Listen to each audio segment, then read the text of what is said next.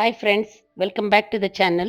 Today let's make one simple and all-time everybody's favorite recipe, that is dry gobi Manchurian.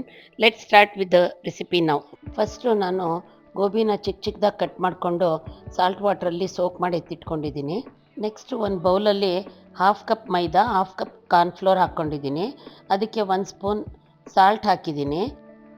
Next ಫ್ಲೇವರ್ಗೋಸ್ಕರ ginger garlic paste ಹಾಕ್ತಾಯಿದ್ದೀನಿ. ಒಂದು half spoon ಖಾರದ ಪುಡಿ ಹಾಕ್ತಾಯಿದ್ದೀನಿ, colour ಚೆನ್ನಾಗಿ ಬರುತ್ತೆ. Mix ಮಾಡಿಬಿಟ್ಟು ನೀರು ಹಾಕಿ ಒಂದು ಮೀಡಿಯಮ್ ಥಿಕ್ ಕನ್ಸಿಸ್ಟೆನ್ಸಿನಲ್ಲಿ ಕಲಸಿಟ್ಕೊಂಡಿದ್ದೀನಿ.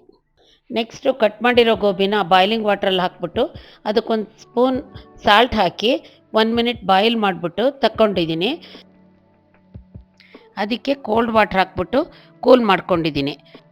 ನೆಕ್ಸ್ಟು ಕೂಲಾಗಿರೋ ಗೋಬಿನ ಬ್ಯಾಟರಲ್ಲಿ ಹಾಕ್ಬಿಟ್ಟು ಮಿಕ್ಸ್ ಮಾಡಬೇಕು. ಚೆನ್ನಾಗಿ ಕೋಟ್ ಆಗಬೇಕದು ಚೆನ್ನಾಗಿ. ಈಗ ಒಂದೊಂದೇ ಕೋಟೆಡ್ ಗೋಬಿನ ಕಾದಿರೋ ಎಣ್ಣೆಯಲ್ಲಿ ಹಾಕ್ಬಿಟ್ಟು ಚೆನ್ನಾಗಿ ಮೀಡಿಯಮ್ ಫ್ಲೇಮಲ್ಲಿ ಡೀಪ್ ಫ್ರೈ ಮಾಡಿ ಅದು ಕ್ರಿಸ್ಪ್ ಆ್ಯಂಡ್ ಗೋಲ್ಡನ್ ಬ್ರೌನ್ ಆಗಬೇಕು. ಬ್ಯಾಟರ್ ಏನಾದರೂ ಸ್ವಲ್ಪ ತೆಳ್ಳಗಿದೆ ಅಂದರೆ ಅದಕ್ಕೆ ಸ್ವಲ್ಪ ಕಾರ್ನ್ಫ್ಲೋರ್ ಹಾಕ್ಕೊಂಡು ಕನ್ಸಿಸ್ಟೆನ್ಸಿನ ಅಡ್ಜಸ್ಟ್ ಮಾಡ್ಕೋಬೋದು.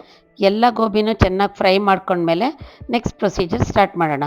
ಈಗ ಒಂದು ಸ್ಮಾಲ್ ಬೌಲಲ್ಲಿ 2 spoons tomato sauce, 1 spoon soya sauce, ಒಂದು ಹಾಫ್ ಸ್ಪೂನ್ ವಿನೆಗರ್ ಹಾಕಿ ಇಟ್ಕೊಂಡಿರ್ತೀನಿ.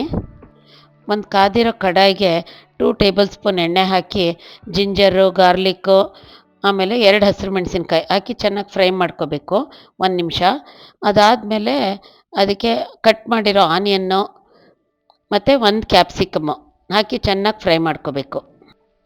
ಫ್ರೈ ಆಗುವಾಗ ಅದಕ್ಕೆ 1 ಸ್ಪೂನ್ ಸಾಲ್ಟು, ಪೆಪ್ಪರ್ ಪೌಡ್ರು ಮತ್ತು ಒಂದು ಹಾಫ್ ಸ್ಪೂನು ಖಾರದ ಪುಡಿ ಹಾಕ್ಬಿಟ್ಟು ಚೆನ್ನಾಗಿ ಫ್ರೈ ಮಾಡಿ ಮಿಕ್ಸ್ ಮಾಡಿರೋ ಸಾಸನ್ನು ಹಾಕ್ಬಿಡ್ಬೇಕು.